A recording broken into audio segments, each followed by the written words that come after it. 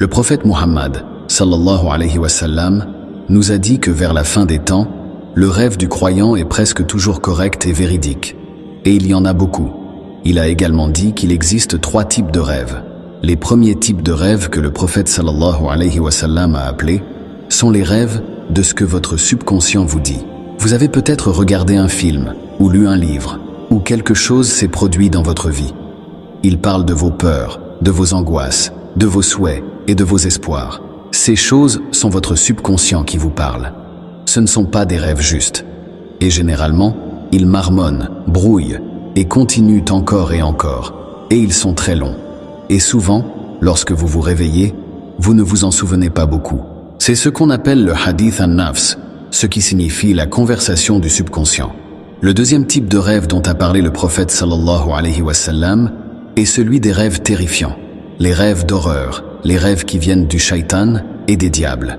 Et il a dit que ce sont des types de rêves pour vous rendre triste, ou pour vous donner la dépression, ou pour vous faire tomber dans la peur de sorte qu'au réveil, vous doutez de vous-même et vous pensez à ce qui ne va pas chez moi.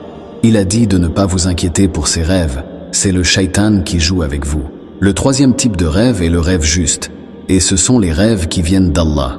C'est soit un guide, soit un avertissement, soit une bonne nouvelle.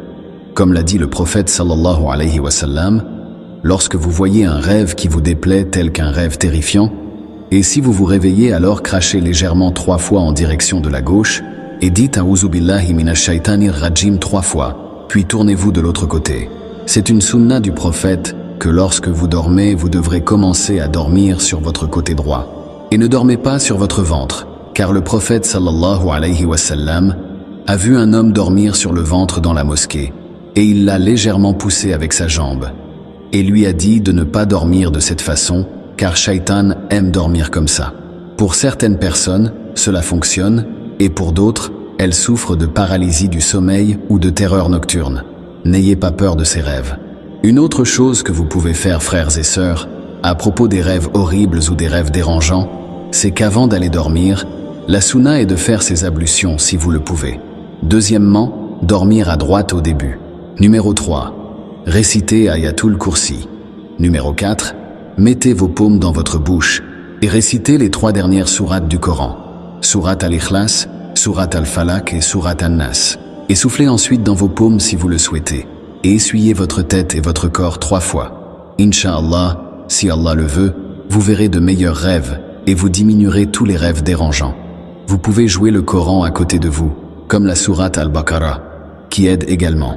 Alors quels sont les 6 signes d'un rêve juste? Nous allons voir ça maintenant. Les savants ont dit qu'il y a quelques signes permettant de savoir qu'ils sont justes. Premièrement, vous vous souvenez généralement clairement de chaque détail. Deuxièmement, lorsque vous en rêvez, vous pouvez avoir l'impression qu'ils sont réels. Vous pouvez presque toucher et sentir ce qui se passe.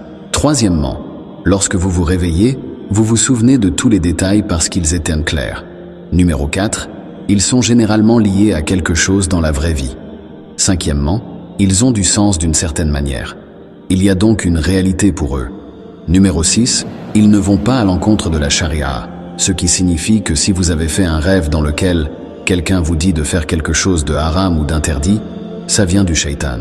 Et enfin, lorsque vous faites ces types de rêves, parlez-en à quelqu'un que vous aimez, ou à un cheikh, ou à un imam, qui pourra vous aider à interpréter le rêve, même si nous n'avons pas de mesures particulières pour vraiment savoir ce qui est bien et mal. Quant à voir le prophète sallallahu alayhi wa sallam dans un rêve, ou les anges, oui, il est possible de voir des anges dans vos rêves avec un message. Quant au prophète Muhammad sallallahu alayhi wa sallam, le hadith est dans le Sahih de Bukhari et Muslim. Le prophète sallallahu alayhi wa sallam a dit « Quiconque me voit dans son rêve m'a vraiment vu et me verra éventuellement, car Shaitan ne peut pas imiter mon apparence. Et Shaitan peut vous faire croire que c'est le prophète, mais il ne peut pas ressembler au prophète. Donc une personne peut ressembler à des vêtements arabes anciens. Et vous pourriez probablement même entendre des mots autour de vous. Cela vous donne l'impression que vous êtes de retour dans le temps. Mais si cela ne ressemble en rien aux caractéristiques du prophète, alors c'est le Shaitan qui essaie de vous tromper. Et Shaitan peut vous donner des conseils erronés. Soyez donc prudent et demandez à quelqu'un de bien informé, à un imam de vous dire si ces caractéristiques sont vraies. Mais si vous voyez le prophète sallallahu alayhi wa sallam, c'est un bon signe. Et même un non-musulman peut voir des signes venant d'Allah, peut-être même du prophète, que la paix soit sur lui. Mais le sens de cela serait plutôt une orientation pour qu'il embrasse la foi. Soit la personne le prend, soit elle ne le prend pas. Si vous faites un rêve, comme nous l'avons dit, et qu'il vous terrifie, n'en parlez à personne. Et ne vous inquiétez pas pour ça. Si vous voyez un rêve qui vient d'Allah et qui est juste, parlez-en à un cheikh ou à un imam, mais ne basez pas en priorité vos décisions dans la vie sur les rêves, car on ne sait jamais exactement ce qu'ils signifient. C'est la fin de cette vidéo. Si elle vous a été utile, n'hésitez pas à laisser un j'aime pour nous soutenir. Qu'Allah subhanahu wa ta'ala vous bénisse et vous fasse miséricorde.